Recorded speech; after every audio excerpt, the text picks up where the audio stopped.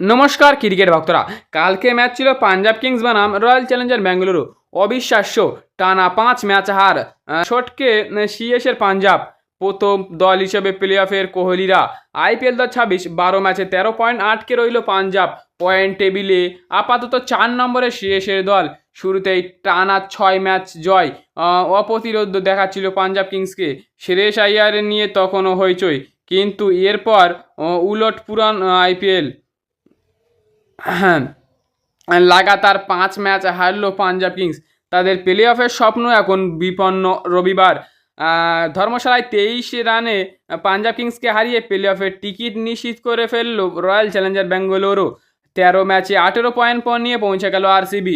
ধর্মশালায় পাঞ্জাব কিংসের second home মুল্লানপুর এর পর কিন্তু এই মাঠেই কুৎসিত রেকর্ড তাদের।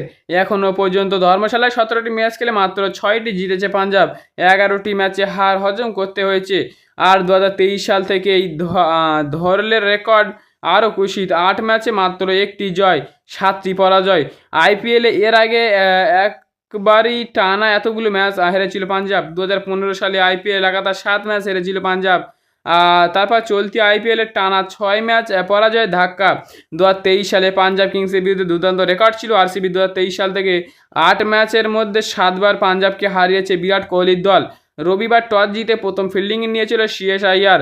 শুরুতেই জেকব বেথালকে ফিরিয়ে আরসিবি ধাক্কা দিয়েছিল হারপ্রীত ব্রার, কিন্তু তারপরে রুখে দাঁড়ান বিরাট কোহলি ও দেবদত্ত পাটিকাল। 37 বলে 58 রান করেন কোহলি, 25 বলে 45 রান করেন দেবদত্ত পাটিকাল।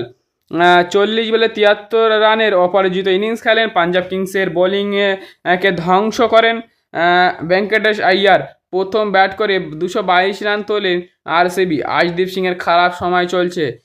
এদিন 4 ওভারে 43 রান দিয়ে 1 উইকেট তোলেন। জবাবে ব্যাট করতে নেমে শুরুতেই ভুবনেশ্বর কুমারের ধাক্কায় নড়ে গেল পাঞ্জাব। একটা সময় 3 ওভার 2 বলে 19 রানে 3 উইকেট হারিয়ে ফেলে তারা। 10 ওভারে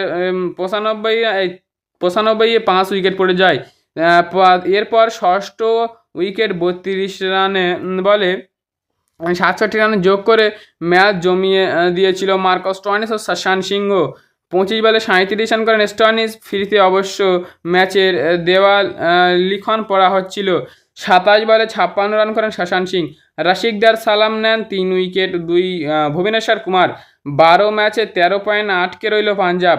পয়েন্ট টেবিলে আপাতত 4 নম্বরে রয়েছে শ্রেয়স আইয়ার দল। যে দল 1 নম্বরে ছিল টানা লাগাতার 5 ম্যাচ হেরে পয়েন্ট টেবিলে এখন 4 নম্বরে রয়েছে। আশা করা যায় যে পাঞ্জাব কিংস এবারে সেমিফাইনালে উঠতে পারবে না। যদি বলো কেন, পাঞ্জাবের একটা ম্যাচ রয়েছে, সেটা জিতলে তাদের পয়েন্ট হবে 15। এখন টোটাল যেগুলো দল আছেন তার মধ্যে 3টে দলের 16 করে পয়েন্ট অলরেডি হয়ে গেছে। পিছন থেকে চেন্নাই তাড়া করছে, কলকাতা তাড়া করছে, দিল্লি তাড়া করছে। ভাই কী করে যাবে? আমার তো মনে হয় পাঞ্জাব যেতেই পারবে না। এরপর একাই লড়াই চালিয়ে যান শশাঙ্ক সিংহ। এরপর তিনি 3টে ছক্কা মাত্র 27 বলে 56 রান একটি বীরত্ব ইনিংস খেলেন তিনি। যদিও জ্যাকব বেথাল 22 রানে মার্কাস স্টোয়নিসের ক্যাচ ফেলে দেওয়ায় পাঞ্জাবের আশা কিছুটা জেগে গিয়েছিল। ভুবনেশ্বর কুমার তার প্রথম স্পেলে মাত্র 8 রান দিলেও শেষ 2 ওভারে 30 রান খরচ করে শশাঙ্কের আক্রমণাত্মক ব্যাটিংয়ের কারণে। তবে শেষ ওভারে যখন শশাঙ্ক পাঞ্জাবের জয়ের জন্য 33 রান দরকার ছিল, তখন শশাঙ্ক সিংয়ের লড়াকু ইনিংসের পরিসমাপ্তি ঘটে। দারুণ শুরু করে পাঞ্জাব কিংস শেষ পর্যন্ত 8 উইকেটে 199 রানে থেমে যায় এবং তারা 23 রানে অপরাজিত হয়। এই পরাজয়ের ফলে পাঞ্জাব কিংসকে চলতি মরশুমে তাদের ষষ্ঠ পরাজয়ের সম্মুখীন হতে হলো, যা তাদের প্লে অফের স্বপ্নকে বড়সড় প্রশ্নের মুখে ফেলে দিতে পারে। অপরদিকে আরসিবি একটি দারুণ অলরাউন্ডার পারফরম্যান্স জোরে রুদ্ধশ্বাস ম্যাচ জয় ছিনিয়ে নিল। প্রথম দল হিসেবে আইপিএলে প্লে অফের নিজেদের স্থান নিশ্চিত করে ফেলল। তো কালকে ম্যাচ উইনিং পারি ছিল।